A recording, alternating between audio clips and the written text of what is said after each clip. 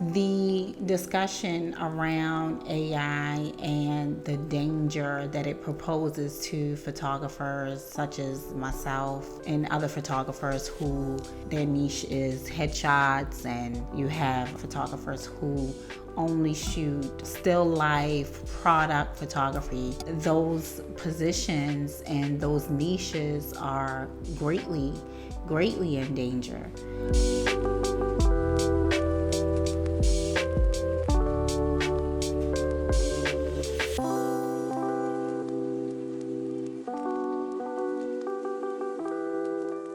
Hello, YouTube. My name is Robin B, and welcome to my YouTube channel.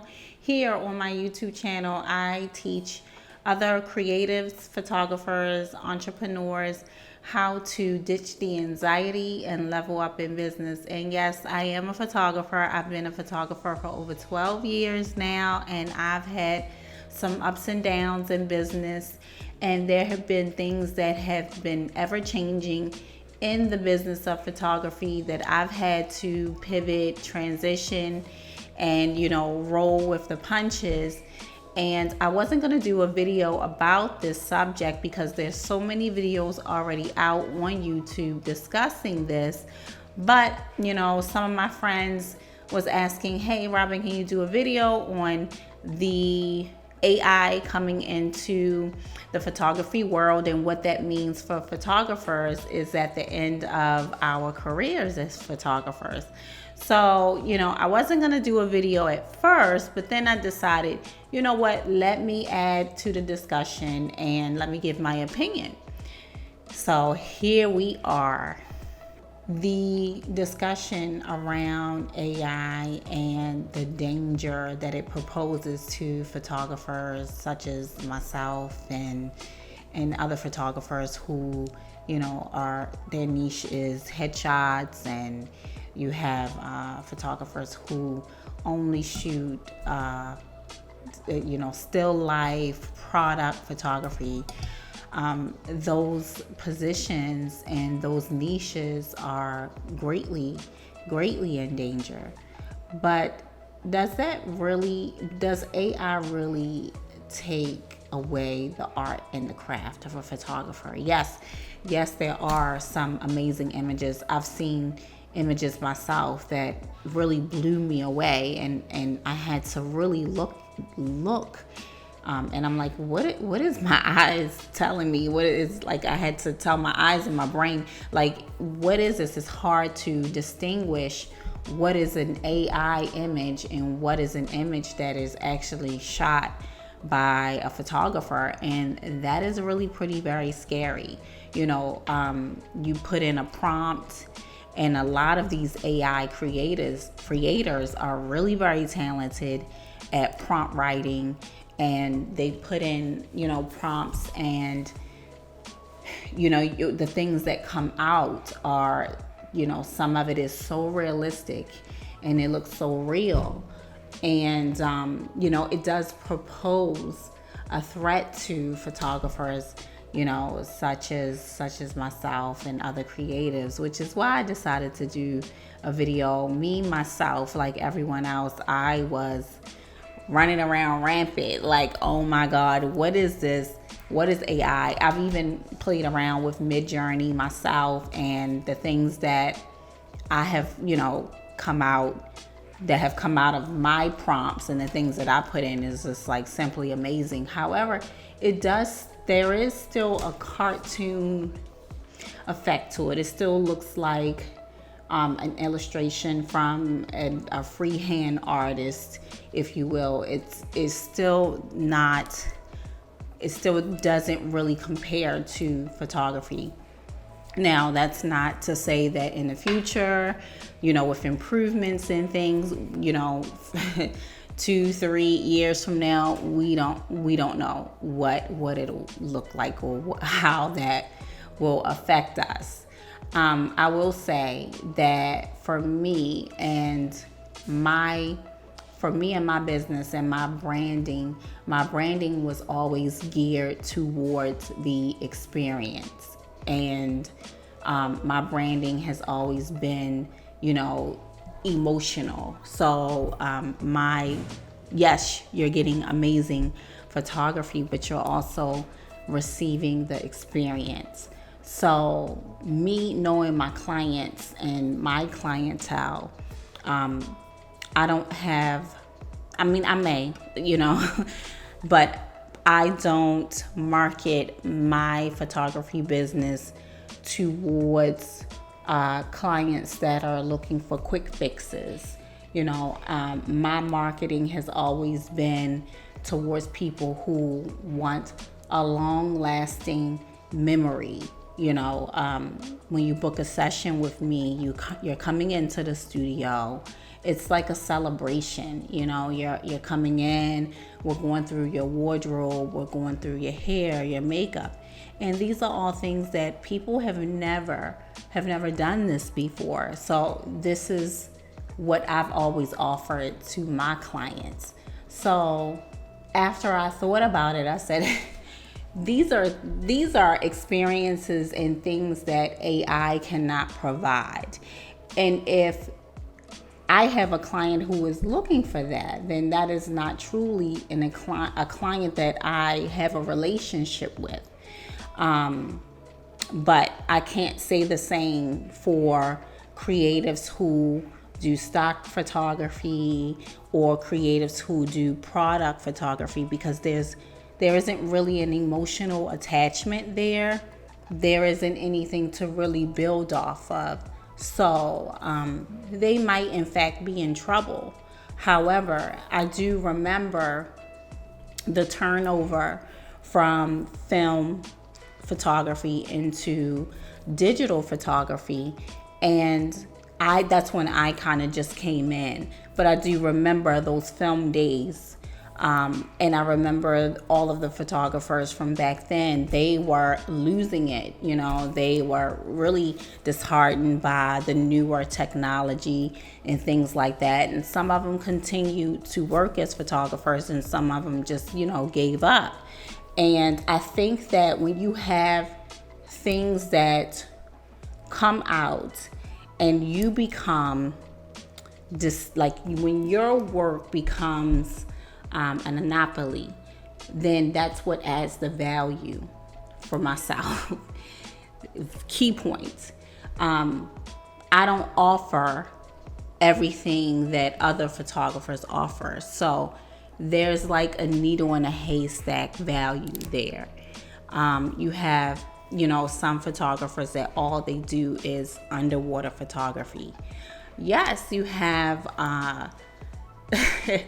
AI who can generate an image of a woman underwater, but when you have a woman that is pregnant and they're going through that whole experience, they want to encompass that whole experience, and they want you to capture that. They want to be a part of that.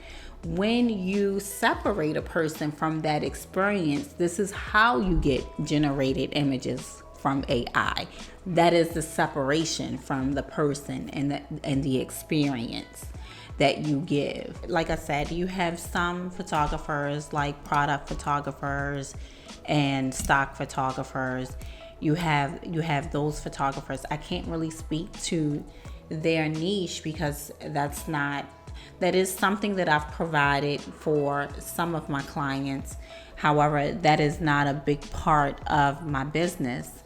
But you have marketing firms and agencies that are looking to cut back. They're looking to save money. So they might turn to, using, generated images from AI. So you do have some photographers who, have a threat there with AI. But a photographer such as myself, if I have a client who is getting married, they for sure want a human being to capture those moments in real life, in real time. And that is the advantage that some of us still have. We have clients who really want to still capture the essence of the moment and capture things right then and there when it's happening. But we've all had to, just like when Adobe Photoshop came out, and we all had to, you had some of the veterans in the game when I was coming up as a photographer, who would look down on Photoshop, and they would always say, hey, I don't retouch my images, and I don't do this and I don't do that. And now Adobe Photoshop and retouching is very prevalent in the work of all artists and photography. You see it in the magazines, and you see it everywhere on the ads and the billboards. So we've all had to deal with changes, and we have to find ways to transition and move along with these changes, and see how these things can work for us, and how we can use them as use them to our advantage. So I know that is not very promising to all of us with AI, but my channel focuses on how to deal with anxiety, and this is the perfect topic to discuss, to help some of us cope with our jobs and our passion being kind of ripped up underneath us. And I just want you to know that there is still a core of, you might have some clients that will stick around, and you may have some clients that will go to other avenues. I know that I've never been the type of creative who, I like loyal clients. I love loyal clients. I never like clients that, because you do have some clients who will bounce around from photographer to photographer. And that goes back to, the old saying of know your client. Not everyone is your client. And in this case, not everyone is your client. You have some clients who want that full experience, and who understand and recognizes the art and the work that it takes in to create art. AI can't do a 5-light setup. They can replicate that from another artist, but they can't create that in live form. And you have some clients who really still appreciate that. You have people who still, me myself, who will commission a painter to paint a portrait of them. That is something that is on my to-do list of things to do, is have a painting of myself as a photographer painted. But you have your specialty. You have to see yourself as a specialist. You see yourself as a creative, as an artist, and not everyone is going to be your client. And that's just the meat and potatoes of everything.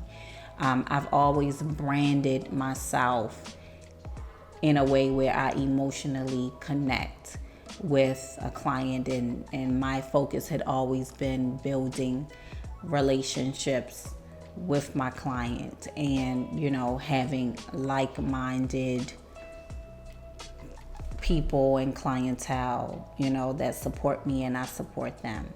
So I know that this video won't change a lot of things for you guys, but my main focus is to help other creatives and photographers and entrepreneurs deal with anxiety and the things that come about. And this is pretty scary. This is pretty scary for most of us. It's not just photographers that AI is going to affect. Again, I can't speak to everyone else because I'm a photographer, but I can tell you that many of us will be affected by it, and we just have to see how it works for us. You know, see what you can learn from it, see what you can take from it, see how you can apply it to your business already, and transition along with the changes. Okay, if you like the content here on my channel, please like and subscribe. If you have anything to add, please leave a comment. Let me know what you think. Let me know what your thoughts are, and I'll see you in my next video. Have a good one. Right here and now.